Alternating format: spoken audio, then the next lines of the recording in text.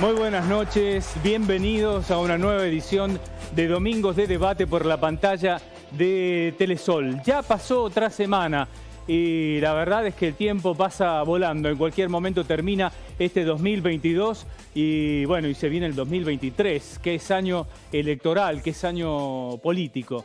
Y hablando de política, después de que estuviera en el centro de la escena tras el intento fallido de asesinato, la vicepresidenta siguió siendo noticia durante toda esta semana porque además se sumó el juicio de la causa vialidad, conocida como causa vialidad. Fueron los alegatos de la defensa de la vicepresidenta en este caso y su propia locución ante el tribunal como abogada de sí misma el viernes pasado. La pregunta es, ¿Cristina podrá ser candidata? ¿Se intenta con esto o le impedirán la candidatura? Con una inhabilitación, por ejemplo, desde la condena. ¿Cristina Fernández podría ir presa? Bueno, son preguntas que todavía no tienen respuestas.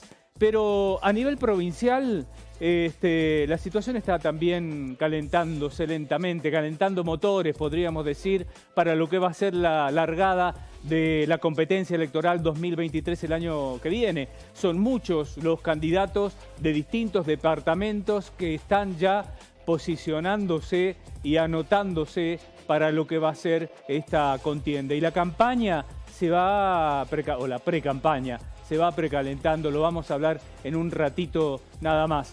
Porque además, esta semana hubo un tema de debate que tiene que ver con un proyecto de ley que el Congreso viene tratando de aprobar desde hace varios años. Estamos hablando de la ley de humedales. Y esta decisión de acelerar este proyecto encendió las alarmas del sector productivo de San Juan.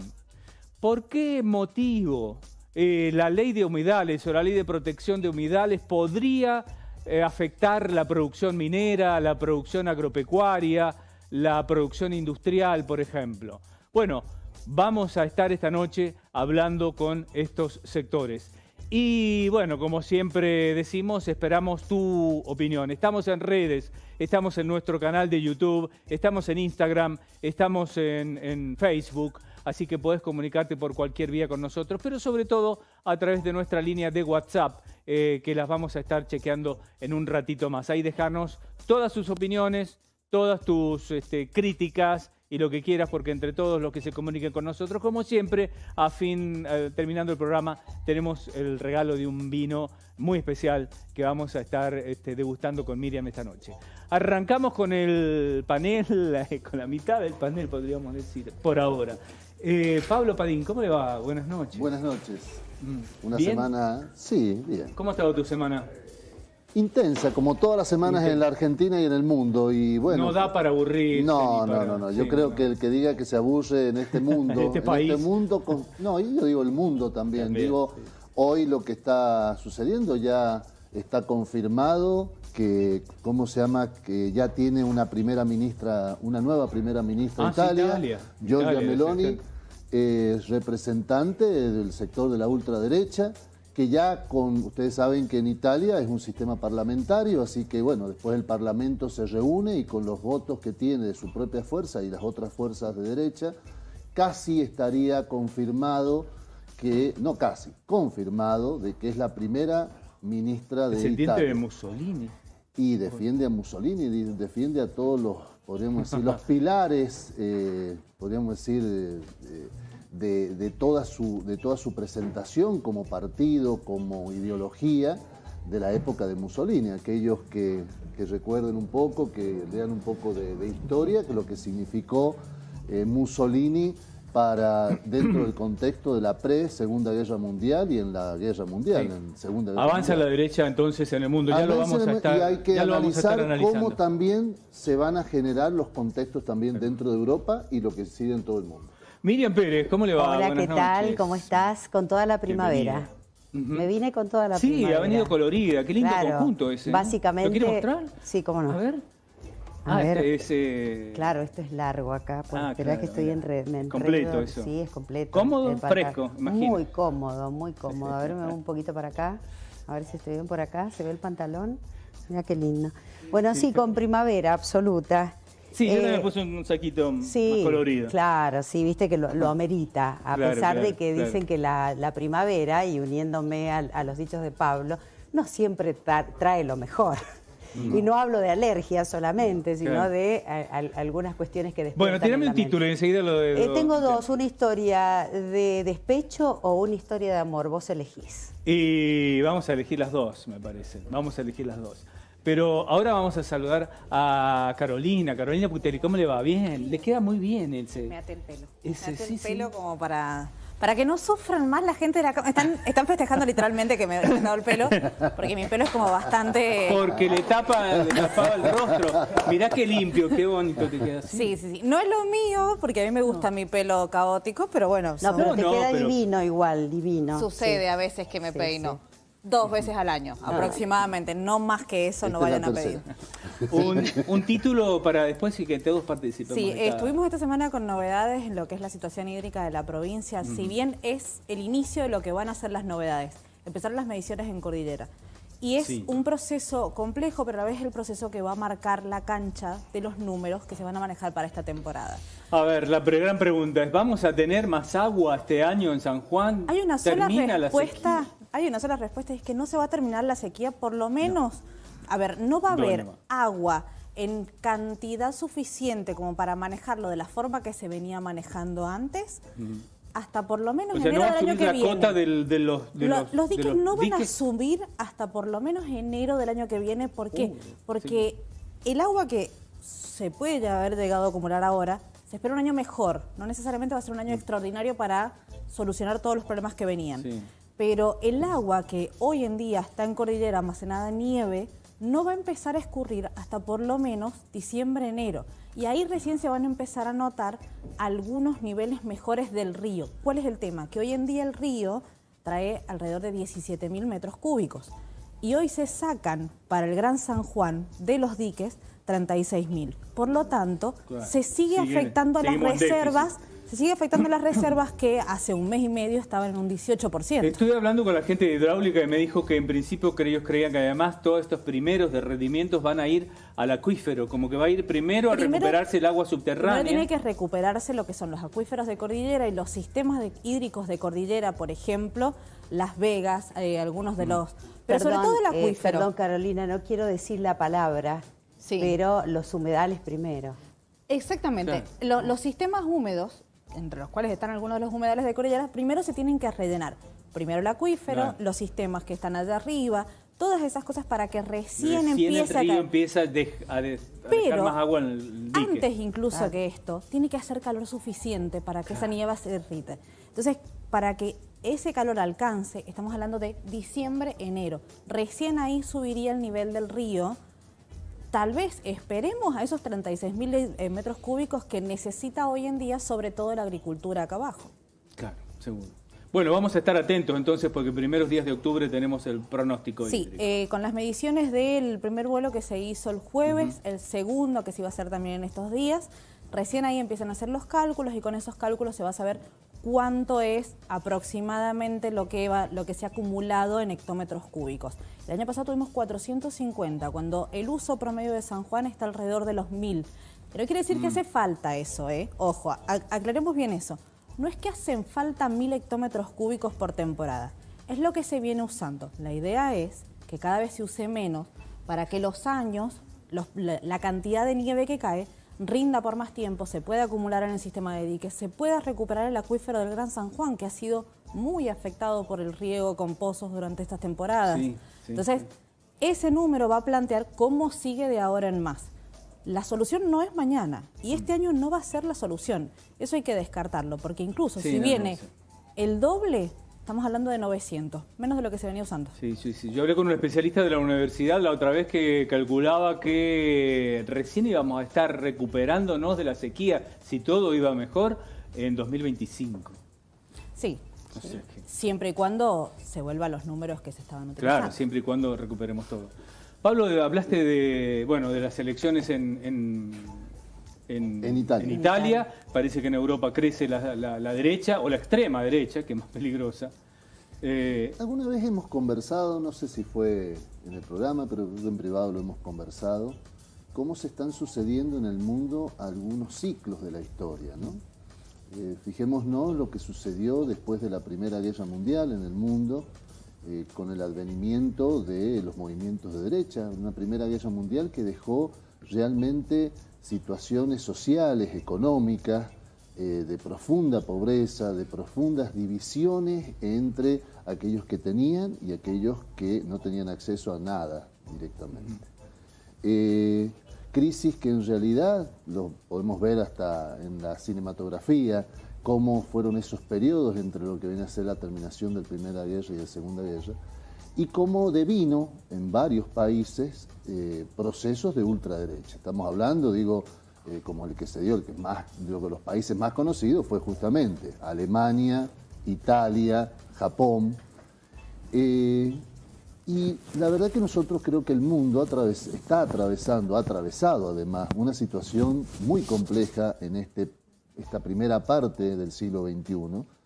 Y fíjense cómo ha ido surgiendo con problemas sociales profundos, la pandemia de por medio, donde se han generado bolsones de pobreza muy importantes en el mundo, crisis de lo político también, crisis de la representatividad política, no solamente en la Argentina, que por ahí nos miramos un poco el ombligo los argentinos nada más, sino que a nivel mundial hay una crisis de representatividad y lo demostró cómo después de la pandemia o durante la pandemia los principales líderes mundiales perdieron sus elecciones, inclusive.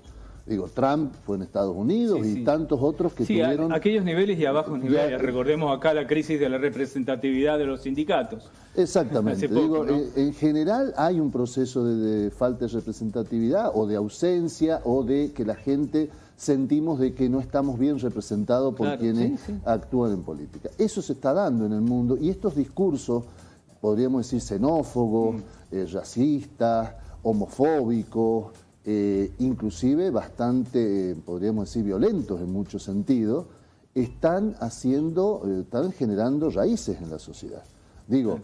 Para que describamos un poco a quien va a ser la primera ministra de Italia, uno de los países más importantes en Europa, pero además por su influencia en el resto del mundo, es una persona que desde los 15 años que viene, podríamos decir, militando en la derecha, ha sido miembro del Parlamento, pero siempre con un discurso no solamente reivindicando lo que hizo Mussolini, algunas excepciones, dice respecto a Mussolini que no tendría que haber entrado en la guerra, etcétera, etcétera, pero en general defendiendo un discurso, por ejemplo en lo racial, de poner la armada en el Mediterráneo para que no lleguen los inmigrantes de África, la armada, o sea, directamente, como también en otros aspectos. Entonces es un proceso que se está dando en el mundo. Es un proceso que creo que es dable observarlo, es un proceso que es interesante que invitemos en algún momento también a politólogos que tenemos dentro de la universidad y en general que nos pueden también orientar en lo que está sucediendo hoy como proceso en el mundo y en nuestro país, que también hay manifestaciones de esa ultraderecha que están haciendo de alguna manera pie, sobre todo en los sectores más jóvenes de la sociedad. Esperemos que esto no se replique. Son aires que están soplando en Europa, no sé qué va a pasar en la región, porque estamos atentos a lo que pueda ocurrir el próximo domingo. Hay elecciones en Brasil y ahí los candidatos más importantes son Bolsonaro y Lula. Lula está muy aventajado en las encuestas, pero habrá que esperar el próximo domingo a ver qué es lo que ocurre. Miriam Pérez anunció recién que tiene una de amor y una de despecho. ¿Despecho fue? Despecho. A ver, ¿de qué se... La de despecho. ¿La de despecho primero o la de amor? La que vos quieras. ¿Y la de amor? Porque después nos vamos a quedar hablando de la de despecho. Dale, porque la de amor es bonita, tiene un final feliz, sí. ¿viste? Bueno, esta semana se anunció, cosa que me puso muy contenta, pero hay algo que me hace un poquito de ruido y ahora te digo que algo que se va a dar en llamar el 2 de diciembre en Buenos Aires, un evento pero magnífico. Título de la obra, La nueva ola Vino de San Juan. Por supuesto, va a ser para vinos. ¿Quién lo organiza? Un porteño, licenciado en Comunicación Social, sommelier, que se llama Juan Giancalone, y que ama los vinos. Que redescubrió los vinos de San Juan. Que redescubrió los vinos de San Juan y junto pidió colaboración a Coviar, a Bodegas de Argentina, a la Federación Argentina de Sommeliers y entre todos, por supuesto bajo la batuta de Juan, arman esta movida que va a ser increíble. desde música en vivo, conferencias de enólogos sanjuaninos, se va a poner mucho énfasis en los valles locales. ¿Vas a ir? Para contar, yo quiero. Así es que me pueden mandar, puedo ir a cubrir sin ningún corresponsal problema. de Domingo de Debate. Exactamente. Bueno, ¿y la otra? No sabes, eso va a ser extraordinario. Sí. Lo que me hacía un poquito de ruido para completar es que no veía el gobierno de San Juan participando, pero bueno, todavía está a tiempo. Sí, seguro. Todavía está a tiempo. Yo creo que sí. Yo creo que sí, es importante. Eso es bueno, y la historia, historia de amor si las hay, de Juan Giancalone con San Juan. Y la historia de despecho comenzó con una fiestita que se hizo en Rivadavia para agasajar a los docentes, unos 2.000 docentes, y digo una fiestita porque se habrían gastado entre 18 y 20 millones de pesos en la fiesta, como están las cosas de cara ahora, ¿no es cierto? Sí. Para agasajar a unas 2.000 personas, que serían todos docentes, ¿no? Todo sería hasta ahora. Bueno, se le ocurrió a la gente, a los concejales de la oposición ahí en Rivadavia, como ya todo el mundo sabe, preguntar cuánto habría costado esta fiesta y por qué se hizo si hay tanto recorte por otro lado. La respuesta de inmediato no se hizo esperar, ¿no? Ya que Juntos por el Cambio acusó recibo de esto y aquí viene el despecho y le dijo al gobierno de la provincia, bueno, nosotros queremos saber cuánto costaron los eventos deportivos y culturales que se están haciendo en la provincia. El último cultural y festivo que se hizo fue, por supuesto, el del 21, toda la semana de las juventudes, donde vinieron personalidades, cantantes, artistas de mucho renombre que por supuesto también deben haber costado los suyos. Recordemos que esto arrancó primero con un pedido de informes en Santa Lucía. Estuvo con nosotros acá la concejal diciendo o denunciando que en Santa Lucía habían habido nombramientos de parientes familiares y de acomodados a planta permanente que no correspondían porque había contratados que tenían prioridad. Ese pedido de informe creo que todavía no lo han contestado. No lo han contestado, no hubo respuesta. Después el pedido de informe del bloque justicialista en Rivadavia pidiéndole al intendente que por qué esa fiesta cuando creo que tuvo algún tinte partidario, porque estuvo invitado el líder de la oposición, estuvo Marcelo Rego. Claro, y además no estuvieron invitados los concejales opositores. Exactamente. De Rivadavia.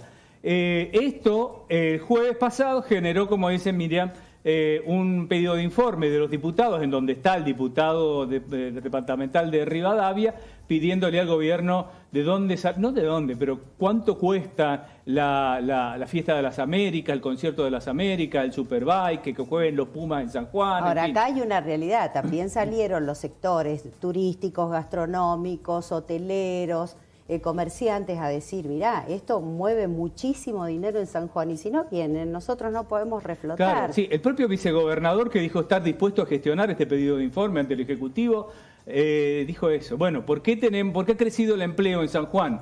¿Cuánto ingresa en San Juan cuando traemos un evento deportivo o cultural de una magnitud importante?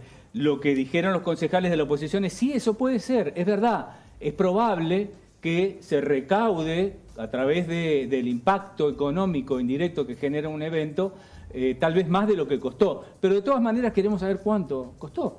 Claro, porque trae un efecto multiplicador a futuro este tipo de cosas. Quien viene a conocer, nunca había venido a San Juan, bueno, se lleva una imagen de San Juan que probablemente sea buena y eso va a repercutir en el futuro. Es que no quita una cosa de la otra.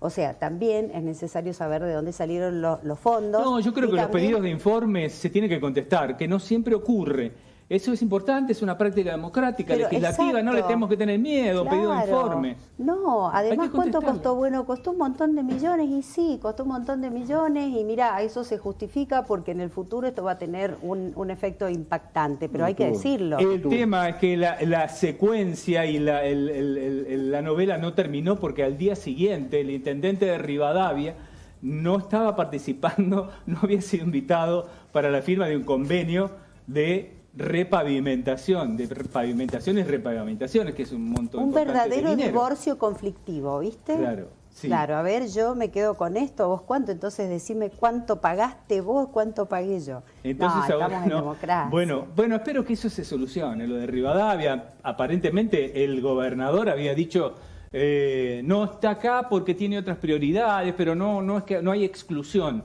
Pero luego un comunicado de Rivadavia... Y hubo un comunicado inmediatamente cuando se anuncia la actividad y los montos que decían que Rivadavia no participaba de este programa porque en Rivadavia había en ese momento un plan mayor de cloacas y de saneamiento, y por lo tanto no se podían hacer pavimentaciones antes de hacer cloacas y saneamiento. Claro. Entonces, la primera versión llega ahí, y después llega la versión del gobernador y después el comunicado del intendente. Que dice, no, yo no fui invitado, yo estoy dispuesto a participar, yo tengo los fondos que me corresponde poner y queremos la pavimentación. Son apostillas de pre-campaña. Se ve que va a estar linda la campaña este año, ¿eh? Sí. Debe estar linda. Yo creo que viene más por la fecha del calendario que por esas cuestiones. Pero cuestiones técnicas que en realidad, si uno las analiza un poquito, con un poco de racionalidad, justamente, si hay muchas obras justamente de cloacas, de agua, etcétera, etcétera, lo que viene después es la pavimentación. Es algo lógico. Y más que se han hecho en calles absolutamente de muchísimo tránsito. No se puede circular. De muchísimo tránsito. Como ahora, vos das por hecho que eso es así, que después de las cloacas el agua viene en la pavimentación. Bueno, yo esta mañana estuve en Caucete. No, esa lógica no va para Caucete. Al menos hasta ahora no va. Dicen que van a empezar a pavimentar y después rompen para hacer las obras. No, hay roturas, no sé, que ya llevan su tiempo, pero años te estoy hablando, y todavía sigue totalmente dinamitada Caucete. Así que no sé si esa lógica corre. Bueno, en la avenida José Ignacio de la Rosa, que se ha hecho una obra muy importante, sí se va pavimentando a continuación de que se va... todo el barrio policial, el barrio universitario, todo eso está la Rastreador Calíbar también está intervenida. O sea, no, la verdad que Rivadavia, por lo menos el casco de Rivadavia, está realmente muy intervenido. Lo que han dicho ahora desde el gobierno es que lo van a incluir al intendente Fabián Martínez en una segunda etapa, algo así. No entiendo cómo funciona la planificación. O sea, claramente no todas las calles de Rivadavia están con obras de cloaca. No. Entonces, seguramente hay necesidad de pavimentación, pero bueno, yo creo que igual acepto por ahí la discusión del tipo pedidos de informe y todo eso, pero en cuanto se trata de obras, tanto si Rivadavia no ingresó en el momento en el que tenía que ingresar, no hizo el pedido, como si fue un cortocircuito y todo. El tema de obras tiene que quedar fuera de cualquier tipo de discusión política, porque si no, ahí es cuando la vida en general de la gente se pone mucho más complicada. Pero volvemos a lo de la lógica. Sí, estamos... Claro, no va. Estamos solicitando. Vamos a ver cómo sigue toda esta historia. Lanzo, el tema Cristina, ¿cómo lo ven? ¿Lo escucharon a Cristina defenderse? Fue ya sabemos la oratoria y la capacidad que tiene Cristina Fernández, ¿no? Para referirse y tratar de desarmar cada una de las argumentaciones que había hecho el fiscal, aunque ya lo había hecho su abogado defensor antes, que fue tema por tema, mostrando lo que había dicho el fiscal Luciani y mostrando videos que desmentían lo que afirmaba Luciani. No sé cómo le queda la situación al tribunal para resolver. Esta semana continúan los alegatos de la defensa. Se estima que podría haber un fallo para cuándo, noviembre, creo. Se habla para fin de año, perdón. Antes de fin de año estaría el fallo.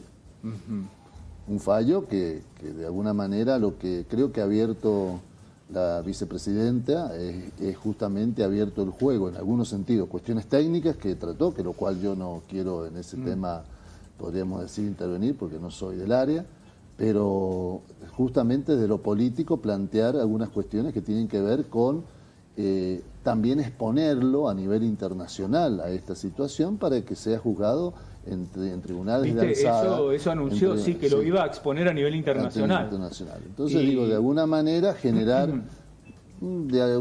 abrir el juego dentro de lo que es la justicia nacional a otra justicia que es la internacional, que también ha habido casos de esto en otros países, como fue el caso de Lula. Sí, muchos lo comparan al de Lula. Al caso de Lula. Porque, Cristina ha dicho, y lo ha dicho también Graciana Peñafort, que es la directora de Asuntos Jurídicos del Senado, que la sentencia ya está escrita. Y eso sería grave, eso sería muy grave, porque estamos hablando de que todo este proceso judicial no puede ser una actuación, no puede ser algo hecho para las cámaras y nada más. si hay un proceso judicial, para que se pueda ir recuperando de alguna manera la confianza en los procesos judiciales, tiene que ser un proceso judicial real. Y tiene que, para que se pueda ir recuperando... Hay algo muy grave en toda esta situación y es el posicionamiento de quienes están a cargo de ser funcionarios judiciales, el posicionamiento político, y eso está embarrando muchísimo todo este proceso. Porque yo creo que hay gente que está preocupada realmente y tienen la preocupación, tienen la sospecha de que hubo algún tipo de delito, y esa gente también se merece un proceso judicial que le haga justicia. Tal cual. A ellos, sí. Más allá de cómo termine esto, más allá de los armados políticos judiciales, más allá de que hay un enfrentamiento de aquellos que son el status quo de la justicia con ciertos sectores políticos, sobre todo representados en Cristina Kirchner, yo creo que quienes están preocupados porque se hayan cometido delitos también se merecen un proceso que sea abierto y que además no se agarren de las cuestiones técnicas que confunden a un público general para confundirlos más y terminar haciendo de esto una jugada política y no una explicación de qué pasó con las cuentas públicas. Claro.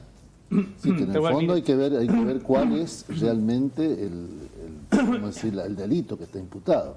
Yo creo que lo de la asociación ilícita no me cierra. ¿Qué es la asociación ilícita? No. Tal vez, ¿cómo se dice? Administración fraudulenta. Por ahí podría venir. Puede llegar a ser una cuestión, pero asociación ilícita... Lo que pasa es que esa parte se cayó desde el momento que cuando se inició el otro juicio, que fue el de Vialidad Nacional, y se demostró de que, bueno, que los peritos determinaron que no había habido, podríamos decir, diferencias entre lo presupuestado, lo que se hizo, etcétera, etcétera. Bueno, se ha ido por este lado, que es la asociación ilícita. De todas maneras, creo que en eso coincido con Carolina, creo que lo que sí ocurre algo en estos procesos, donde realmente son procesos casi de juicio político y no de juicio, podríamos decir, en los términos de la justicia. Es político, es un juicio político donde intervienen diferentes factores, diferentes sectores de la política y de los factores de poder real de la Argentina. Y creo que, de alguna manera, muy bien decíamos el tema de su defensa, pero su defensa, por ejemplo, fue anulada totalmente de la mayoría de los medios masivos de comunicación. Lo que ella sí logra, porque bueno, es una persona, una política que marca agenda, o sea, a los que les gusta y a los que no les gusta, pero marca agenda, y el hecho de salir a defenderse por sus propios medios, justamente en su carácter de abogada, puede generar esto, que no lo genera, lamentablemente, más inclusive en algunos medios importantes, a la mitad de la presentación de la vicepresidenta, fue cortada la transmisión. Pese a eso, marca agenda en todo el arco político. Sí. No hay manera de ocultar cuando ella sale a poner en... Sí, no hay creo manera. que por eso digo que esto es un juicio político, o sea, tiene un sustrato absolutamente político, y de todas maneras los factores que están jugando en esto tienen que jugar las fichas quienes son, en definitiva, pueden de alguna manera conseguir mediatez. Creo que la jugada de la vicepresidenta es en ese sentido. Mira, ¿qué tenemos? Hay gente que se enojó. ¿Se enojó con nosotros? Sí. Hola, lo que habló la señora de Caucete no es así. En Caucete no solo se hace recambio de red cloacal, además de red de agua potable, y sí se va a hacer el asfalto, entonces no estoy tan errada, porque me está está reconociendo eso. Las demoras es por consecuencia de las empresas encargadas de las obras. Es más, ya se comenzó a realizar el asfalto en algunas calles. Bueno, que me mande foto porque yo no lo vi. Otra señora manda un flyer donde aparecen las asignaciones a cada departamento, y en este que dice además, bueno, señor gobernador, y Rivadavia, señor gobernador, no deje Rivadavia sin pavimento. Una pregunta al señor Gustavo: ¿por qué le causa gracia cuando habla de un color distinto a sus gustos o conveniencias? Espero que lo lea, lo estamos leyendo. Lógica, porque viste que hablamos de lógica. Señor gobernador, San Juan tiene 19 departamentos, no 18. Otro más. Hola, buenas noches. Lo que debe estar fuera de discusión en pleno siglo XXI es la excesiva intervención estatal. Por ejemplo, la obra pública es un curro enorme a favor de los políticos y de los mismos empresarios que hacen sus negociados con el poder de turno en desmedro de la población. A mayor intervención estatal, mayor déficit fiscal, más emisión monetaria para financiar la fiesta de la política, más inflación, más impuestos que ahogan al sector privado, etcétera. Entramos en un círculo vicioso del que no se sale más. Pero los políticos, antes de bajar el gasto público, prefieren cortarse un brazo. Yo creo que en este tipo de comentarios es importante también, si uno lo sabe a ciencia cierta y tiene el modo de demostrarlo, claro, que se hagan denuncias, preciso. ¿No es cierto? Porque cuando uno asevera algo, debe tener indudablemente una forma de confirmarlo ante la justicia. Bueno, perfecto. Vamos a hacer una pausa acá. En un ratito nos metemos con el otro tema que habíamos anunciado en el comienzo del programa. Estamos hablando de ley de humedales. Pusieron el acelerador en el Congreso. El diputado Grosso quiere sacar el dictamen de comisión. No se pudo esta semana. Pero podría salir la semana que viene, pero mientras insisten las gestiones de muchos sectores para tratar de, por lo menos, modificar el articulado de la ley que podría aprobarse en la Cámara de Diputados y después en Senado. Hacemos una pausa y volvemos en un ratito con los invitados.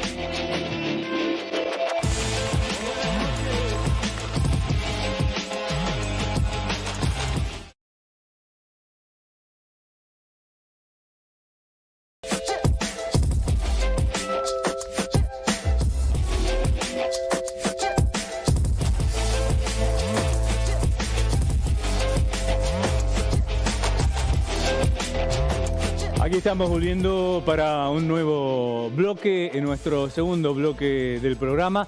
Habíamos adelantado en el comienzo que esta semana uno de los debates fue el tema de la ley de humedales. En realidad, a raíz de los incendios del Delta del Paraná, se aceleró el tratamiento del proyecto que se viene tratando de abordar en el Congreso desde hace mucho tiempo. Hay muchos proyectos que han tratado de ir consensuándose. Tal vez el de Grosso sea el que por lo menos intentaba el despacho de comisiones jueves pasado.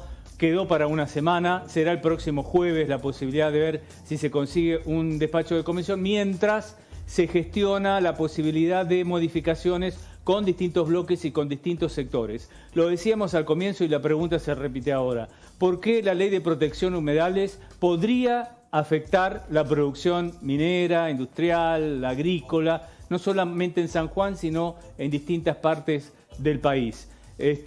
Bueno, está con nosotros invitado Hugo Goransky, integrante de la Unión Industrial Argentina, dirigente de la Unión Industrial de San Juan también, y está con nosotros el presidente de la Cámara Minera de San Juan, Mario Hernández. Muchas gracias por venir. Buenas noches. Gracias por la invitación. Buenas noches. Bueno, ¿cómo abordamos el tema? ¿Por qué la ley de humedales enciende la alerta y se ve una delegación de sanjuaninos en la obligación de ir y decirle a Massa o entregarle un petitorio, decirle, ojo, que esto puede ser complicado, puede generar un parate en la producción? Bueno, no sé, Mario. Bueno, primero porque de tantos proyectos presentados sobre el tema humedales, avanzó el más duro, el que tiene prohibiciones, que es el de Leonardo Grosso, junto a un grupo de legisladores mayormente de la provincia de Buenos Aires, ¿no? Me llama la atención esto porque tiene que ver con el contexto geográfico, digamos, de dónde están los humedales y por qué tiene condiciones tan duras, especialmente prohibiciones. Primero vamos a aclarar que la Argentina ha adherido a acuerdos internacionales, los sitios Ramsar, casi 6 millones de hectáreas de humedales que sí permiten las actividades reguladas, ¿no? En el caso del proyecto de Leonardo Grosso, firmado por él en todo caso, establecía prohibiciones. Entonces, creo que sobrepasa, digamos, la operatividad ante una definición y ante condiciones tan amplias. La definición de humedales que tiene ese proyecto tiene como que abarca todo, lo que tiene agua expuesta y también el agua subsuperficial. Ese es el centro. ¿Cuál es la definición de humedales? Me parece que pasa por ahí. ¿Es un terreno que está anegado, digamos, con agua de manera temporal o permanente, cualquiera? ¿O cuál es el concepto para este proyecto oficial de Grosso? Este es el problema, ¿no? Porque habla de áreas inundables. De manera que en momentos de riqueza hídrica los lugares inundables son mucho más grandes, ¿no? Claro. Obviamente que esto ha preocupado también a la agroindustria, quien ha reclamado junto con la minería y junto con la industria del petróleo a buscar un término gradual, digamos, en cuanto a que se permita trabajar. El problema es las prohibiciones que establece y la afectación que puede tener la generación de riqueza de este país que es agroindustrial, y que también es minero y que es petrolero, ¿no? Entonces, creo que hay un enfoque muy sesgado, digamos, en las actividades productivas. Me parece que todavía no se han dado cuenta de dónde sale la plata que maneja el Estado, ¿no? Porque los recursos que tiene el Estado vienen de la recaudación. Bueno, los sectores productivos son los que más aportan al Estado. El caso de la minería, el 55% de las ventas, ¿no? Entonces, creo que hay algunas cosas que cuando nosotros las explicamos causan como sorpresa. No se está entendiendo cómo funciona. Nosotros no decimos, miren, la minería no es un número solamente. La minería es miles de personas que viven de la minería. Nosotros en la Mesa del Cobre lo planteábamos que estos nuevos 4 proyectos de cobre que están más avanzados solamente en San Juan generarían 100.000 empleos. O sea, no estamos hablando de estar en contra de una prohibición por la prohibición misma. Me parece que esto atenta contra un perfil productivo de las provincias andinas, fundamentalmente, ¿no? Porque humedales en este concepto hay en todos lados, ¿no? Entonces, creo que en ese sentido hay que repensar, pero lo importante acá es que sean normas que no prohíban, porque si no, va a sobrepasar las facultades del Congreso Nacional en pasarse, digamos, las facultades de presupuestos mínimos, sino ir los presupuestos mínimos establecen qué proteger y las provincias tienen que definir cómo, para decirlo en términos prácticos, ¿no? Panel. Sí, buenas noches a ambos. A mí me preocupa lo siguiente, porque más allá del concepto de humedal, acá en San Juan sabemos perfectamente que los humedales, el sitio Ramsar, Lagunas de Guanacache, Parque Sarmiento sería el otro humedal, y los humedales de altura que serían Las Vegas, ¿no es cierto? Eso sería en el concepto general de antemano, antes de esta propuesta legal. Y también es una realidad que estos humedales son vitales para la vida del planeta, absolutamente vitales, no solamente como reservorios de agua, sino como ecosistemas que preservan una cantidad de vida impresionante. ¿Cómo se haría desde no solo la minería? Porque si hay una agenda de posibilidades que pueden afectar a estos reservorios, está en primer lugar la agroindustria y creo que como en tercer lugar o cuarto lugar recién la minería. ¿Cómo deberían enfocarse para realmente que las dos cosas puedan ir a la par, no afectar a estos humedales, más allá de la ley? Bueno, creo que este es el secreto, ¿no? Es un poco lo que hemos planteado nosotros ante las comisiones. Es decir, miren, podemos desarrollarnos y cuidar el ambiente a la vez. Ahora, no por cuidar el ambiente, no desarrollarnos. Me parece que hay que buscar el punto medio. De hecho, hay legislación que regula el funcionamiento. La minería tiene, más allá de la Ley General del Ambiente, una ley de impacto ambiental minero, nacida antes de la Ley General del Ambiente. Hay regulaciones para el agua, hay legislación. Nosotros no estamos en contra de una ley de humedales. Estamos en contra de una ley de humedales que prohíba actividades. Esa es la diferencia. Es decir, si hay protección pero si humedal, está cerca de un humedal, tiene que prohibir actividades, si lo queremos proteger. ¿O cómo se la...? No, yo creo que entonces habría que hacer, borrar todas las construcciones que hay en Santa Lucía, por ejemplo, que es un humedal en épocas de riqueza hídrica. Si me permiten sí, por favor, estamos en debate. Yo creo que es fundamental el aporte de Mario Hernández. Nosotros en la Unión Industrial Argentina, y esto para aclararlo, porque preguntabas de la reunión con Massa, sí. CAEM, la Cámara de Empresarios Mineros, es parte de la Unión Industrial Argentina, elaboró un documento muy bien elaborado, un poco largo, pero muy bien elaborado, que nosotros le entregamos al ministro Massa como un ministro que realmente ocupa varias áreas, entre esas economía y producción. Y entre tanta insistencia, que ahora después les cuento lo anecdótico, yo creo que Mario es importante que cuente lo técnico, yo empecé diciéndole al ministro, porque una reunión no solamente de esto, sino fueron 4 horas de reunión que se trataron varios problemas.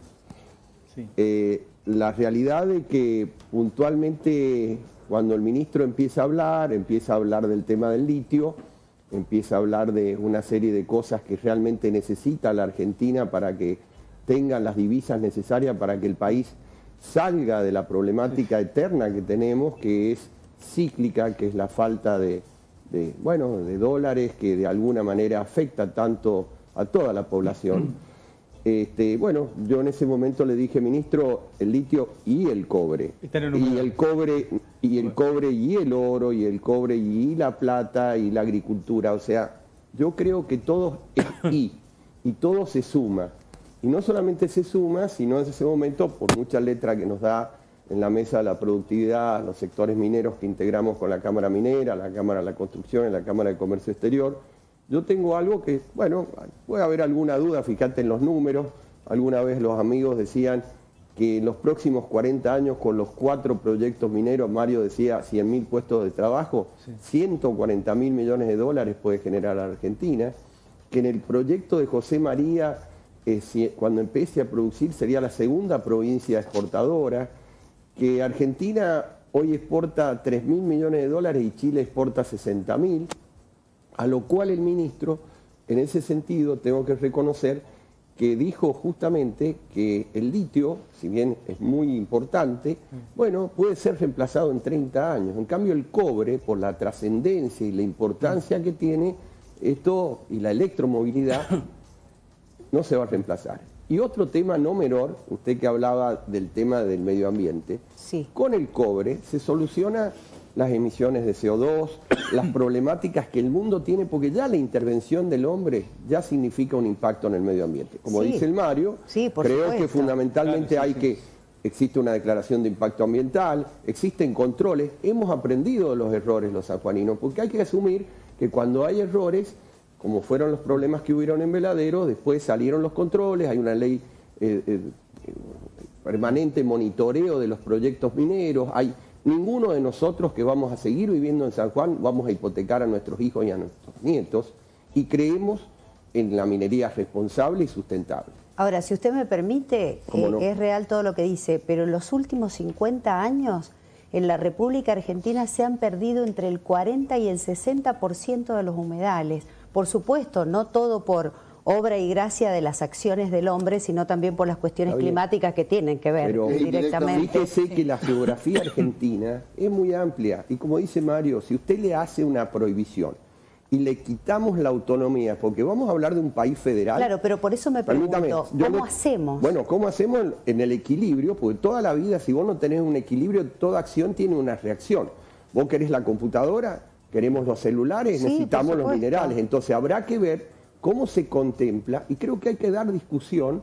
Cuando alguien no está de acuerdo, nosotros creemos, y esto es lo que le planteamos al ministro, que no queríamos que saliera una ley, como muchas veces se saca, entre noche y media gallo, o gallos y medianoche, perdón, como se dice el dicho, y creo que de alguna manera, con todo lo que hemos trabajado, esta comisión que ya salía, o sea, vamos a ser claros, ese jueves ya iba a salir, y logramos por mucho trabajo el discutir. Ha ido gente de medio ambiente que ha trabajado con CAEM a reunirse con los asesores del diputado Grosso.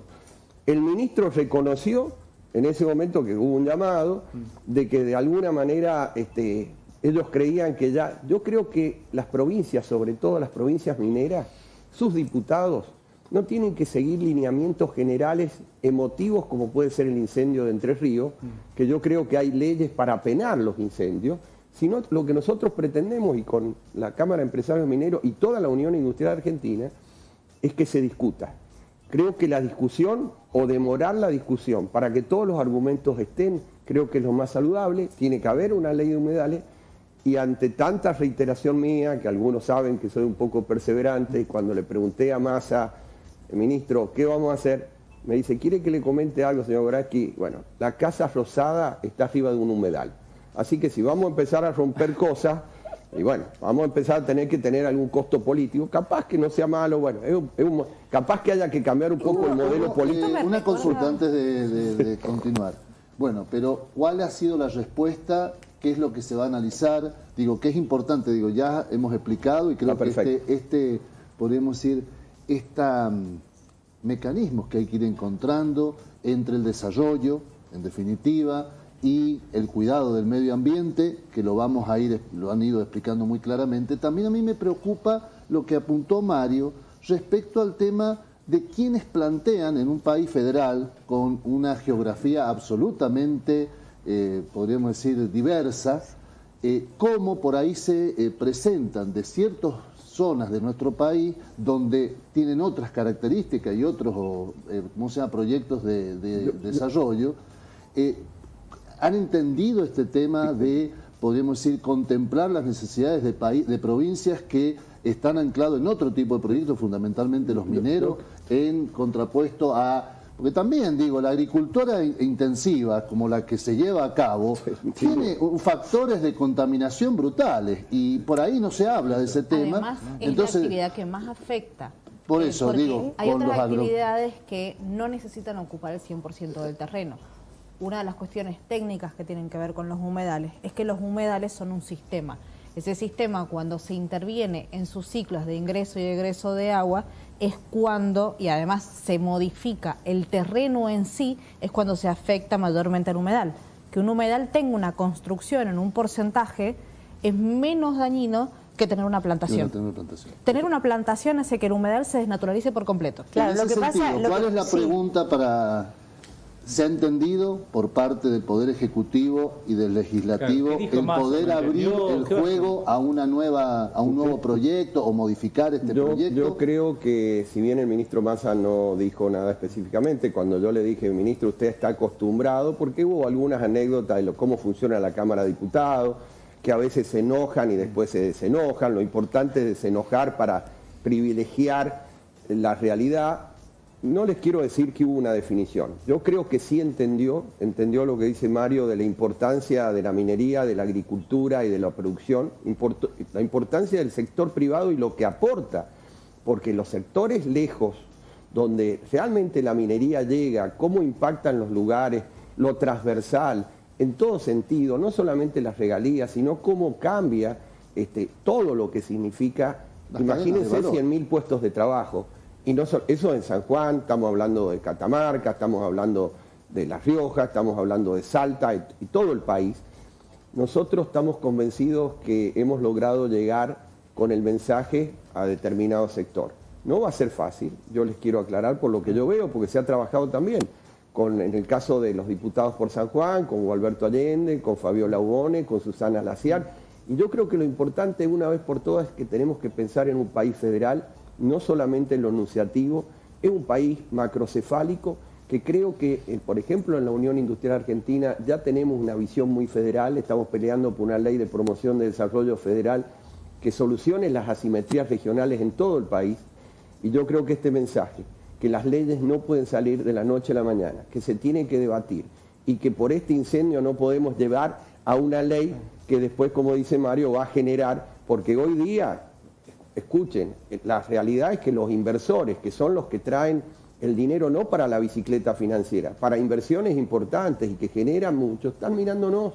Y cualquier ley, como después, Mario, vos fijate que tenés, hablaban de inventario, imagínate lo que es inventariar y empezar a discutir. La mayoría de los proyectos incluyen un inventario de humedales. Por eso digo que la autonomía que tienen que tener las provincias, la responsabilidad de cada provincia, la ley de impacto ambiental que hay para cualquier proyecto en San Juan. Creo que yo estoy convencido que hemos trabajado mucho y vamos a seguir haciendo porque indudablemente hasta que no salga no sabemos cómo va a salir. El proyecto del diputado Grosso... Puntualmente, y Mario, ¿qué puntualmente se le ha acercado como proyecto alternativo o modificación de este proyecto? ¿O este proyecto, así como está, no sería modificable, sino que hay que presentar otras opciones? No, yo creo que el proyecto es modificable.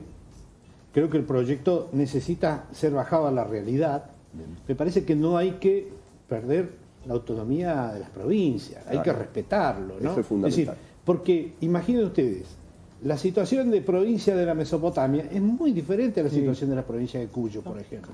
Ni hablar del noroeste argentino, donde se habla de salinas o de salares o de depósitos que están en el subsuelo, que tienen 6, 8, 10 veces más concentración que el agua de mar, ¿no?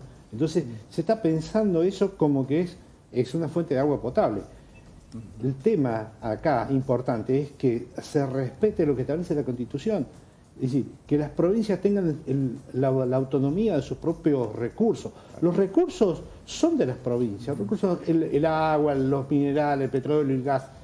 El problema es que la billetera todavía no es de la provincia, ¿no? Entonces, esta cuestión de que la mayor recaudación se la lleva a la nación, justamente la nación, que es la que se gasta todo el dinero que se genera en las actividades productivas, justamente está atentando contra esa generación. Me parece muy absurdo, ¿no?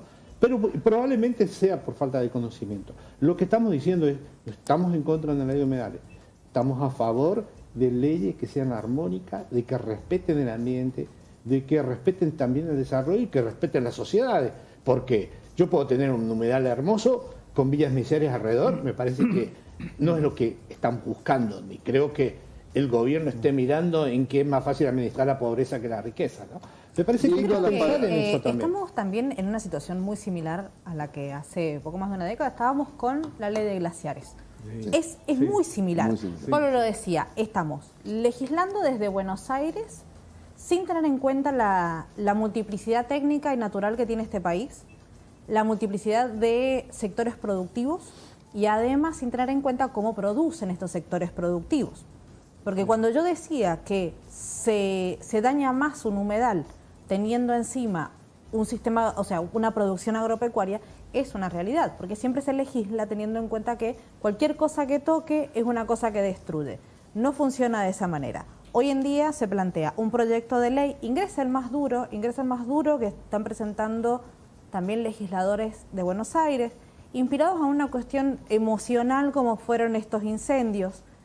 Ahora, para no repetir el problema que tuvimos con la ley de glaciares, que hoy en día una de las cosas más graves que tiene la ley de glaciares es que no está funcionando y por lo tanto tenemos un vacío legal en cuanto a la protección de glaciares en el país. Además después de hacer el relevamiento no podía funcionar. ¿Cuánto no podía tiempo? funcionar porque los 3 relevamientos todavía no se terminan, porque la ley no es detallada, porque la ley no es buena técnicamente. La ley de glaciares nunca fue buena técnicamente. Entonces las personas que estaban preocupadas por la conservación de glaciares se quedaron sin una normativa que funcione y además las inversiones, las empresas se pusieron en riesgo, las posibilidades de puestos de trabajo se pusieron en riesgo. ¿Cómo hacemos para que no nos pase lo mismo? ¿Cómo llevamos esta discusión a algo que sea serio? Y esto, yo me planteo así una crítica también. ¿Cómo hacemos para que hablar de números no nos saque del hecho de que hay personas realmente preocupadas y asustadas ante una crisis climática que nos está llevando por delante, como sociedad humana, no como país? Es buenísima, está buenísimo el planteo. Y de hecho lo usamos mucho nosotros. Recordemos que la ley de glaciares es desde el 2010. La primera etapa, informes parciales, digamos, de muchos sectores, de la primera etapa, son 3, ¿verdad? Lo mencionaste muy bien recién, fueron presentadas en el 2018. Lo que pasa que la etapa 2 y 3 son las etapas más caras, donde el Estado necesita poner mucho más dinero. Son más de 15.000 los glaciares inventariados en esa primera etapa, ¿no? Yo estimo que más o menos un buen estudio para completar las etapas 2 y 3 necesita cerca de $1 millón por cada glaciar. Así que saquemos la cuenta del dinero que es necesario solamente para el ambiente glacial. Ni hablar del ambiente periglacial también, que necesita ser estudiado, medido, hay que medir la temperatura del suelo, etcétera, etcétera. Y la ley tenía 120 días para completar ese inventario. O sea, uno puede generar instrumentos jurídicos que pueden ser románticamente perfectos, pero en la aplicación práctica no lo son. Y de hecho, la ley de glaciares, a la cual nosotros adheríamos, pero no incluyendo el ambiente periglacial, que es difuso, que no contempla un criterio claro de determinación, de mapeo y todo lo demás. Entonces, uno cuando lee los informes de glaciares, uno se encuentra con mapeos de geoformas criogénicas y no, porque no está realmente determinado si es periglacial o no. O sea, se ha metido una parte más pensada, y esa interpretación mía, más pensada en prohibir la minería que en regular los recursos hídricos. De los estudios que se han hecho, que se han avanzado y que en general las compañías hemos tenido que salir a estudiar el tema y aportar nuestros datos, ningún cuerpo aporta más del 2% del agua de la cuenca. Entonces, ¿cuál es el efecto regulador? ¿Producen agua o no producen agua? ¿Pueden producir agua si están congelados? Es decir, hay muchas preguntas técnicas que a la hora de ejecutar el tema se cae en la indefinición. Y con el tema humedales, el riesgo que hay es ese, porque no se está respetando la autonomía de las provincias, porque están tratando de centralizar que la administración esté en un ente nacional. Lo mismo pasó con la ley de glaciares. Lo ponen al llaniglia sin recursos, ¿no? Hacer una cosa. Acá quieren hacer lo mismo. Me parece que los legisladores deberían estar un poquito más preocupados, digamos, en reducir la simetría recaudatoria, tanto para la nación y tampoco para la provincia. ¿Y no será porque mejor eso es llevar la discusión en los medios de comunicación también a este nivel técnico y a decir, bueno, hay indefiniciones técnicas, en lugar de quedarnos en esta dicotomía de uno produce plata y el otro dice, no, pero es que el ambiente es más importante? Porque ese nivel de discusión fue lo que nos llevó a tener una ley de glaciares inaplicable. Yo creo que como empezamos, y yo te lo decía, un tema emocional como fue lo de Entre Ríos, y vos lo repetís, la palabra es técnica, y que Mario representa a las empresas. Nosotros como instituciones gremiales que no representamos a una empresa minera, tenemos que venir a estos debates. Así que es muy bueno que justamente habíamos hablado hace un tiempo, que la gente que piensa que la minería no es buena, con ellos tenemos que debatir, pero debatir con altura, sin prohibiciones, el poder debatir técnicamente. Es políticamente correcto, parecería hablar que la minería no es buena, y no así a veces de la agricultura, pero nosotros creemos minería y agricultura y agroindustria. Creemos que todo es importante y que es mucho mejor multiplicar y sumar que dividir y restar. Y creo que el debate puede ser Y a esto queremos llevar. Si nosotros cuando hemos planteado al proyecto del diputado Grosso, es justamente debate técnico, que no salga emocional, que podamos dar cada uno nuestras opiniones.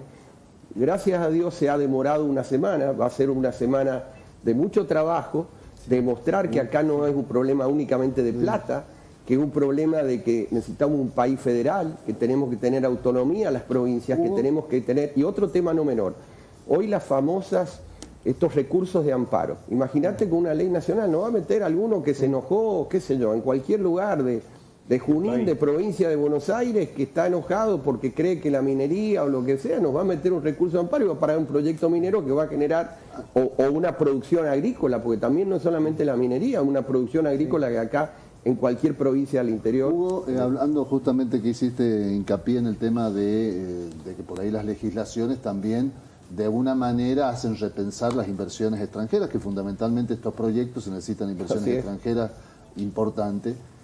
Y preguntándole, que creo que es una pregunta que aunque te la hacen permanentemente hay que repetirla. ¿Cómo andan los 4 proyectos importantes? Empezando por José María, que es el que estaría más cerca de ponerse en marcha la construcción. Bueno, cada vez que aparecen estos temas, vuelven más lento el proceso. Me parece que también es parte de la estrategia de quienes quieren utilizar el marco legal para prohibir, para impedir o para suspender, viene por ese lado. Evidentemente, debo interpretarlo, ¿no? Y creo que todos estos instrumentos que se van generando y que van surgiendo, hay como una ingeniería, digamos, de los palos en la rueda para las provincias que quieren crecer. Entonces, me parece que estas son malas señales, evidentemente son malas señales. Entonces, siempre curiosamente, ¿no? Me preguntan, bueno, está bien, bueno, puede salir la ley, bueno, pero las inversiones, ¿cuándo vienen? Y si cada día tenemos estas noticias y las inversiones rápidamente no van a venir, van a tratar de asegurarse que haya condiciones de estabilidad. Lo que estamos pidiendo es seguridad jurídica, que se mantengan las condiciones por un tiempo para planificar. Sí. Tenemos que ir cerrando, pero lo último, cortito. La situación de Gualcamayo hoy en día, ¿cómo se encuentra la empresa? Se supo de una reducción de personal también recientemente. Hoy día la situación productiva de la minería en general, y yo lo digo para todo el país, es la liquidación del dólar oficial es muy baja comparada con la realidad económica, por un lado, y la tributación excesiva, 55% de lo que se produce. Recordemos que cuando sale la ley de inversiones mineras, la tributación total era 45% de la venta. Hoy es 55%, tiene retenciones, tiene fondos fiduciarios, tiene 25% más de regalías. Digo, se le ha ido poniendo más piedras al carro y ya llega un momento que se embantana. Me parece que hay que repensar el modelo productivo. Gualcamayo tiene potencial para producir 10 o 15 años más. Con estos números y con estas condiciones es imposible. Entonces, ¿qué es lo que empezamos a ver? Que lo que iba a durar tanto tiempo va a durar menos, justamente porque están apareciendo no solamente la presión tributaria, las condiciones económicas están ahogando, pero no es la industria minera la única que se termina asfixiando. Son un conjunto de industrias relacionadas a la minería o no, pero a todo el mundo que está produciendo y está exportando, la baja liquidación, el dólar oficial está muy bajo, si bien ha ido moviéndose lentamente, creo que todavía no llega a niveles de que genere equilibrio, pero que genere rentabilidad. Porque acá la estructura tributaria de la Argentina está sobre la producción, no está si se gana más o menos, ¿no? Entonces me parece a mí que siempre lo que se va a aplastar es la rentabilidad. Y cuando la rentabilidad se acaba y empieza a generarse pérdida, bueno, hay que buscar alguna manera de ajustar los números. Me parece que esto hay que pensarlo porque yo siempre digo, cada vez que aparece un impuesto nuevo, la mina se achica automáticamente, porque hay partes que ya no se pueden poner en producción. Hugo, sí, la última. Sí, una última cosa que creo que es importante, que dejó el ministro Massa, y que bueno, ahora aprovecho porque con Mario no nos habíamos visto, dijo, porque todo el mundo, como tuvo el dólar soja, pedían el dólar, bueno, el dólar de todo tipo, que parece que van a sacar un decreto en relación a la minería para tratar de buscar, que esto que dice Mario, porque yo creo que lo que Massa, fuera de cualquier discusión, nosotros hacemos política industrial y no partidaria, tiene claro que él necesita producción, dólares, entonces generar el marco como se generó en Vaca Muerta, para que la minería, como dice Mario, no se achique y los proyectos puedan tener factibilidad y seguir generando empleo, es que tienen claro que tienen que hacer algo con respecto al tema minero y creo que próximamente van a tener algún tipo, por lo que él me dijo, algún decreto al respecto. Teníamos algunos otros temas, queríamos saber qué es lo que está pasando con José María respecto de este reclamo de proveedores que dice que están contratando empresas de otras provincias y que... no sé si querés decir dos palabras. No, habría que preguntarle a la conducción de José María cómo está la cuestión interna, ¿no? En la Cámara Minera nosotros abordamos los temas en forma general y obviamente, evidentemente hay quejas, pero también es porque faltan emprendimientos productivos también, evidentemente se arma toda una serie de proveedores, de desarrollo, de inversiones y a la hora de que eso esté pasando, yo creo que hoy día deberíamos estar construyendo 2 o 3 proyectos. Sin embargo, todavía no arrancamos a construir. La verdad es que siempre pedimos que las empresas sean las locales, ¿no? En la medida en que se pueda. Y por otro lado, sabemos que está la encuesta de la Unión Industrial, la tercera encuesta que ha arrojado algunos datos muy interesantes. Uno, ¿cuál es el que...? Problemas de insumos para importación y la realidad de que hoy están con los niveles técnicos bajísimos y que esto creo que es una gran preocupación que le llevamos al ministro. Lo importante también es que hemos armado una mesa de trabajo donde ¿cuál era el problema? Salían las CIML y después no salía el Banco Central el dinero y tratar de replantear indudablemente los dólares que van en un momento crítico como para el sector de producción, de repuestos e insumos. No queremos entrar en divisiones de las problemáticas de lo que puede significar otro tipo de dólares. Nosotros lo que hemos ido a plantear, y en esto lo quiero aclarar, la problemática de insumos y repuestos que la industria tiene, llevando un listado detallado. Yo ya en algún momento, a través de la encuesta que hizo la Unión Industrial de San Juan,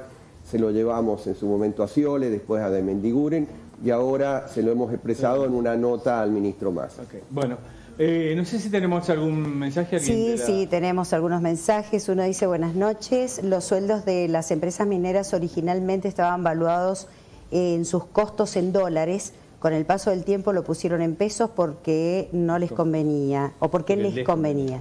No todo fue cargar el carro, como dice el señor dirigente, gracias. Otro mensaje dice: vaya a Hachal y ve el cultivo de cebolla y traiga un video para que vea en qué condiciones está y cómo nos afecta mucho la minería en la provincia. Otro más dice: los debates ambientales respecto a minería, siempre el justificativo es lo que ya está hecho. Por ejemplo, la Casa Rosada está sobre un humedal. Se trata de conservar el futuro y no repetir errores, porque si no justificamos en eso, estamos perdidos.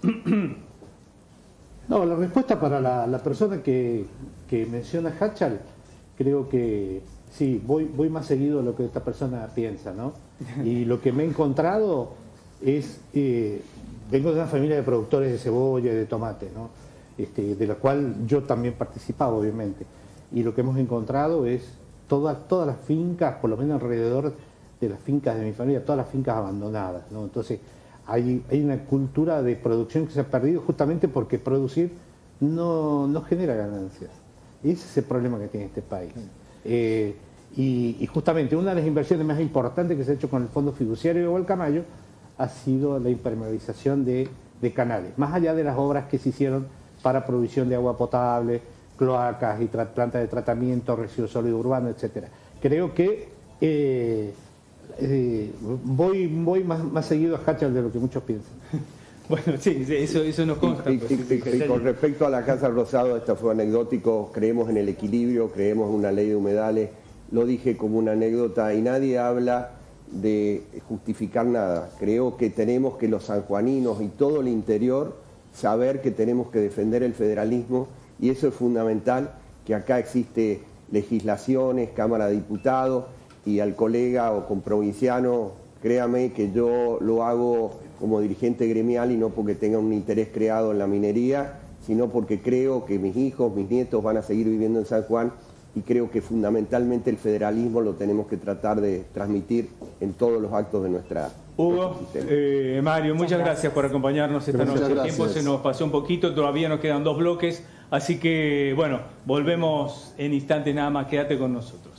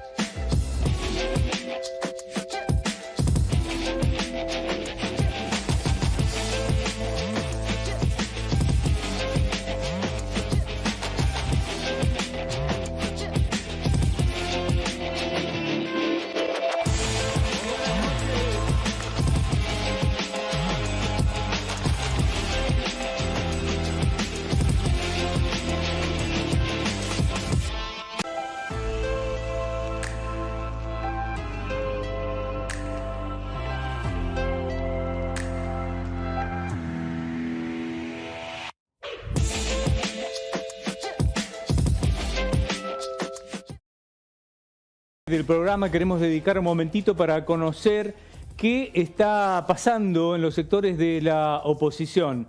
Después de que fuera aprobada esta CIPAD, el sistema parecido a la ley de lemas, y más allá de la reacción y de la postura en contra de este sistema, en la oposición hay algunos sectores que ya empiezan a analizar la posibilidad de que definitivamente sea esta la herramienta que haya que utilizar el año que viene. Han habido reuniones, en principio creo que hay otras más, y podrían haber anuncios en las próximas horas por parte de la oposición que sigue generando la posibilidad de acordar ejes programáticos, ¿no? Ir un poquito más allá y ver si podrían presentarse como una gran agrupación con distintas sublemas o subagrupaciones y con distintos candidatos de cada una de las fuerzas que integran la oposición, tanto de Consenso y Chihuahua como de Juntos por el Cambio, por ejemplo. Con nosotros esta noche está Marcelo Arancibia, de Consenso y Chihuahua. Muchas gracias por venir. No, gracias a vos, Gustavo, por la invitación. Bueno, ¿qué se está cocinando en la oposición? O inmediatamente después de la aprobación de lemas o del CIPAD, hubo una reunión, hay acercamientos. ¿Cómo siguen las conversaciones y qué es lo que puede pasar? Bueno, yo creo que acá hay un contexto nacional y provincial que lleva a todos los sectores de la oposición de San Juan a asumir una gran responsabilidad, que es la unidad de la oposición, que el año pasado no se dio. A nivel nacional, vos advertís cómo los legisladores del Frente de Todos de la provincia votan el incremento de miembros de la Corte Suprema de Justicia de la Nación, con un argumento que no es constitucional, con un propósito que es garantizar la impunidad de Cristina Fernández de Kirchner, su familia y los miembros que integran esta asociación ilícita, como lo denunció los fiscales Lucián y Mora. ¿Vos creés que la Corte tiene que quedar como está? Sí, totalmente. ¿4 integrantes? La discusión de los... No, son 5. ¿Cuánto? Son 5, lo que pasa es que hay una vacante que el presidente no propone.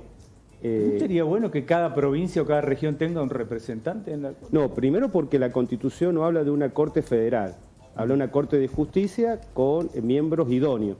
Para eso hay un sistema de selección que permite tener una Corte independiente que representa a la nación. Lo que intenta el oficialismo a nivel nacional y los senadores de San Juan, y cuando se debata en diputados, seguramente los diputados del oficialismo de San Juan van a intentar tomar el control de la Corte de Justicia, incrementando el número como Menem lo hizo en los años 90. Pero eso se suma a la intención a nivel nacional de eliminar las PASO. En San Juan esas dos cosas ya ocurrieron. El oficialismo sanjuanino ya controla la Corte de Justicia de San Juan. Sus miembros podrían ser fácilmente, porque no han sido la gran mayoría de ellos, o compañeros de fórmulas o miembros del gabinete del gobernador actual. Ya eliminaron las PASO, han impuesto con mucha soberbia política el sistema de la ley de lema, eliminando primero una norma muy sabia que era la 613N, que exigía que hubiese un gran consenso de la política para modificar los sistemas electorales, no de manera inmediata, sino en vista a subsiguientes elecciones. Entonces, acá estamos en un contexto donde hay un oficialismo, donde San Juan es parte, el oficialismo sanjuanino de este esquema, donde se quiere cambiar las reglas de juego y con ello el sistema político sanjuanino y nacional. Entonces, la oposición tiene que tomar la responsabilidad y unirse. Y en eso estamos.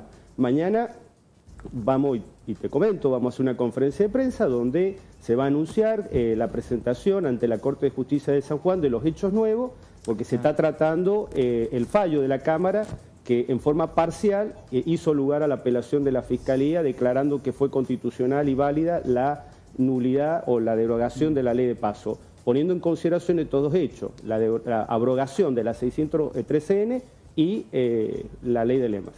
Ajá. Eso se va a presentar en la justicia. Se va a presentar mañana y se va a dar a conocer públicamente desde la oposición los pasos que estamos siguiendo, porque nos comprometimos toda la oposición alrededor de la Constitución defender esto, que son dos aspectos básicos, porque la ley de lema pone en tela de juicio no solamente lo que se conoce como la máquina del poder, que son los órganos del Estado.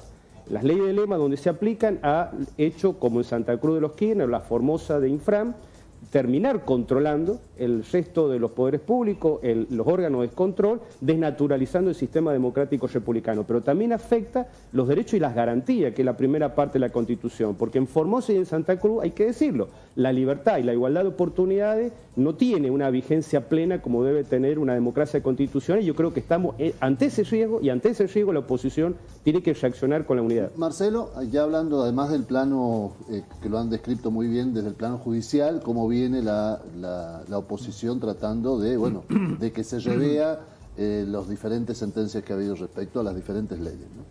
En el plano político, ¿cómo va este proceso, que es lo que recién preguntaba Gustavo, este proceso de los diferentes sectores en pos de que tal vez no salga una resolución positiva modificando este escenario y siga la ley de lema? Digo, sí. En ese sentido, digo, son las dos estrategias, amigo. Hay una estrategia que es judicial y hay otra estrategia que es política. En ese sentido, en lo político, ¿cómo ha ido la oposición caminando ese sendero? Yo tuve una definición política. Yo creo que en la unidad de la oposición se tiene que dar con ley de lemas, con ley de paso o con lista única. Porque estamos ante una instancia donde la sociedad ya el año pasado se expresó ante el requerimiento de una alternancia. 20 años de poder hegemónico de un mismo partido político no es bueno para nuestras instituciones. Termina desnaturalizando el sistema y afectando esto que yo decía, tanto el esquema de poder como los derechos y las garantías. Nosotros vamos a la justicia sabiendo que es muy probable que seguramente la Corte de Justicia de San Juan nos va a fallar en contra. Tenemos que demostrarle a la sociedad que ante la evidencia de que las cosas la está haciendo mal el gobierno provincial, no tenemos una justicia independiente y tenemos que ponerlo sobre el tapete para debatirlo, como está ocurriendo o ha ocurrido la semana pasada con el tema de los pedidos de informe. El pedido de informe es algo que también nos acerca a la oposición. El año pasado, cuando yo fui candidato, criticaba muy duramente a la oposición de San Juan de no ejercer ese control, ese contrapeso de la legislatura provincial. No importaba que tuvieran una minoría y que jamás le votaran una ley, porque muchas veces en los congresos, en los parlamentos se gana no con el voto, sino con el debate y en el discurso. Lo que está haciendo ahora la oposición de Juntos por el Cambio en la Cámara de Diputados es importante porque pone, por ejemplo, para debatir cuestiones como las que se han debatido en el panel anterior, o esto de que quién debe pagar las actividades o los eventos deportivos, culturales y artísticos. San Juan estatizado la actividad deportiva, cultural y artística. No, el sector privado no puede competir. De hecho, asociaciones sin fines de lucro como Protea se tuvo que disolver porque ya no podía traer espectáculos de teatro porque los traía el gobierno de la provincia y no se puede competir. Entonces hay que debatir quién paga estos eventos, porque para traer estos eventos el gobierno ha decidido hacer una infraestructura deportiva. Los estadios están y hay que darle vida y hay que traer eventos que por la característica de estos estadios tienen que ser eventos internacionales. Ahora, la pregunta es ¿quién paga? ¿Tiene que pagar el Estado o tiene que pagar el privado? Porque estamos hablando de presupuesto público. Lo que se destina ahí se está sacando a la educación, a la salud, a la seguridad, a la infraestructura, agua, cloaca, agua caliente, internet. Bueno, pero es indudable que un evento de estas características, lo hemos visto, o sea, llega un evento de estas características y no quedan plazas disponibles, los hoteles están a full, los restaurantes trabajan a full, hay un derrame. Claro. Eso es muy bueno, porque si no fuera, todo ese sector estaría fundido. Ahora, también hay que decir que ahí hay un subsidio indirecto del Estado, porque el Estado, si subsidiara la educación, seguramente podríamos tener otros sectores vinculados a la producción que logren una mayor producción económica y de escala de producción. Marcelo, le hago una consulta. ¿Tienen cifras, en los estados en general, no es solamente la Argentina, en general los estados intervienen en la economía, hasta los menos intervencionistas. Y siempre se tiene se valora cuál es esa intervención, cuál es el impacto que tiene la actividad económica, sobre todo en el corto plazo y en el mediano y largo plazo. ¿Ustedes tienen algún tipo de proyección en ese sentido? Y vuelvo sobre la misma pregunta que hice, un poco para cerrar, porque seguramente el tiempo se nos está limitando. ¿Cómo va este proceso de diferentes frentes que fueron para las anteriores elecciones en este camino hacia el 2023? No, información no tenemos ninguna, ni la oposición ni la sociedad. No sabemos cuánto cuestan estos eventos. Y es muy importante conocerlo para hacer un análisis de costo-beneficio. Si sirve que el Estado haya estatizado estos sectores, o por ejemplo, que tenga una fábrica de paneles solares, que hay que decirlo, salió 113 millones de euros. ¿Recuperará San Juan ese dinero con una fábrica de paneles solares? También tiene una fábrica de cannabis medicinal. ¿Cuánto invirtió? Nadie lo sabe, la sociedad no lo sabe. Y esto hay que ponerlo en el tapete, la sociedad tiene que conocerlo y tenemos que generar un debate para decidir si esto el Estado se tiene que hacer cargo o no, o tendrá que convocar al privado para hacerlo en forma conjunta. Y vos sabés, perdón, si el intendente de Santa Lucía nombró familiares y parientes de los funcionarios, si el intendente de Rivadavia verdaderamente gastó 20 millones en un agasajo a los docentes, porque hasta ahora los concejales no han recibido ninguna respuesta tampoco. Bueno, sería muy bueno que tengan esa respuesta, porque cuando hablamos de transparencia no hay que tener un doble rasero. Es decir, la transparencia debe ser una política de Estado y tiene que estar plasmada en la voluntad y en la obligación del funcionario de poner en consideración de los legisladores y de la sociedad de cuánto se gasta, y tiene que haber normas que garanticen. Por ejemplo, el periodismo de San Juan no puede seguir trabajando sin una ley de acceso a la información pública, porque si no tiene que ir a pedirle por favor a un funcionario que informe. No hiciera falta estos informes. No haría falta, pero en el debate público, y quiero contestar la pregunta, nosotros advertimos un acercamiento, porque ahora que la principal oposición de San Juan, de Juntos por el Cambio, y esto hay que advertirlo, a partir de diciembre del año pasado tomó otra actitud, nosotros consideramos que nos acerca, porque siempre hemos tenido la idea que la oposición en San Juan en todos estos 15, 20 años no ha cumplido el rol que la sociedad le ha mandado y que la Constitución espera de ello, de ser contrapeso y ser alternativa. Porque cuando estamos hablando de presentarle a los sanjuaninos un proyecto distinto, bueno, no hay ningún problema de contestar los informes que se piden a las municipalidades controladas por la oposición. ¿Por qué? Y porque tenemos una concepción republicana muy distinta a la que tiene el oficialismo. Esto lo hemos puesto públicamente en el caso, por ejemplo, Conti, yo creo que no va a ser para nosotros un impedimento para unir la oposición, pero sería bueno, sería necesario, más que bueno, que exista un gesto y este funcionario que no haga más campañas políticas ni aparezca, o que renuncie al Tribunal de Cuentas. O que renuncie. Y lo recibimos con mucho gusto a trabajar en términos políticos, porque si no, estamos denaturalizando el tema. ¿Y quién lo denaturaliza? Las instituciones. En este caso concreto, la culpa es del jurado de enjuiciamiento. Ellos lo han habilitado a hacer política. Y todos decimos, pero esto no es posible, pero la institución lo ha habilitado. Entonces, ¿a quién hay que pedirle respuesta? A los 2 diputados oficialistas que votaron diciendo, Conti es contador, no le cabe las incompatibilidades ciudadanas que tiene un abogado en Tribunal de Cuentas.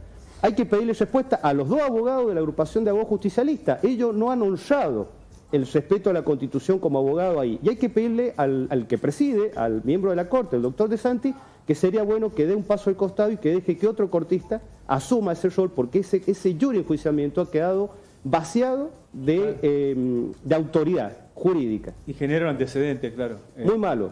Bueno, Marcelo, muchas gracias por acompañarnos. No, por favor, gracias a ustedes. Estamos cortos de tiempo. Ya volvemos con la última partecita del programa.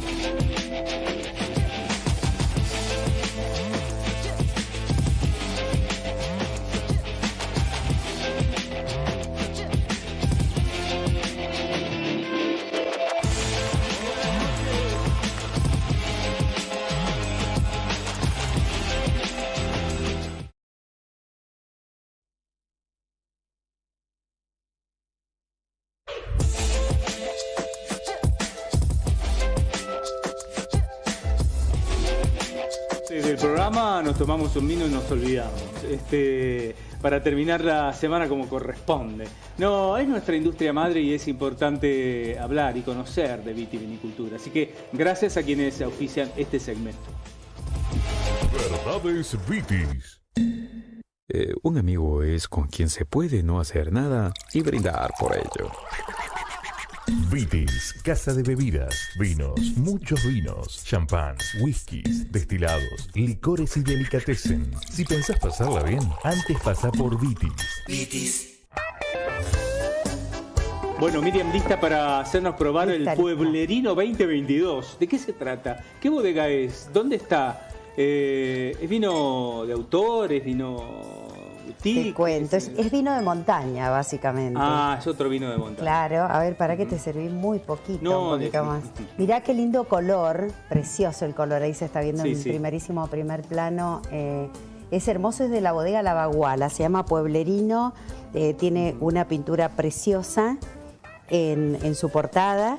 Sí. Y el bodega La Baguala está ubicada en la ruta 149 en Barreal, en un lugar emblemático, porque allí hay restos todavía de lo que fue la primera bodega autorizada en Calingasta para funcionar en la década del 40. Imagínate, tiene toda una historia. Bueno, allí eso fue comprado después por... La primera bodega que hubo. Hubo en Calingasta, exactamente. O sea, en el mismo predio está ahora esta bodega. Sí, ahí. Eso es un valor agregado. Claro, es un valor agregado. Leandro Ruiz, que es ingeniero agrónomo, que trabaja para varios emprendimientos allí en Barreal, decidió en el año 2012 implantar algunas hectáreas, hay poquitas hectáreas, de Malbec, Bonarda, un poquito de Cabernet Sauvignon, un poquito de uvas criollas también, y además ha sacado hace poco un vino naranjo, que en algún momento lo vamos a traer. Exactamente, y tiene Cuesta de Barreales, es una de las marcas, y Pueblerino. Pueblerino es un vino que cuesta aproximadamente 1.500 pesos en vinotecas. Está que es Malbec 2022. Hay un corte con Cabernet Sauvignon y un corte con Bonarda, pero que es muy, muy pequeñito el corte con Bonarda porque tienen poca cantidad. Trabajan, te diría yo, con un estilo muy particular todos los barrialinos que están haciendo vinos. Casi que se han quedado de acuerdo para hacer vinos con muy poca intervención enológica, donde haya muy poco filtrado, donde se note... Que sea lo que tenga que ser. Y nosotros lo tenemos que ir. Exactamente, y ya nos están poniendo. Desesperado, porque ya viene la máscara. Es un vino, mirá, llévatelo un poquitito a la nariz. Tiene unos aromas realmente increíbles, está muy bien logrado. Tenemos ganador del vino, este vino Pueblerino. Sí, Raquel 871. Raquel 871, te quedaste con el vino, puedes pasar por Vitis para retirarle. Hermoso programa, soy Raquel, quiero participar en el vino. Ahí está, muchas gracias. Gracias, nos vamos, ¿no? Nos vamos. Chao. Suerte para el 30. Gracias. Para el micrófono.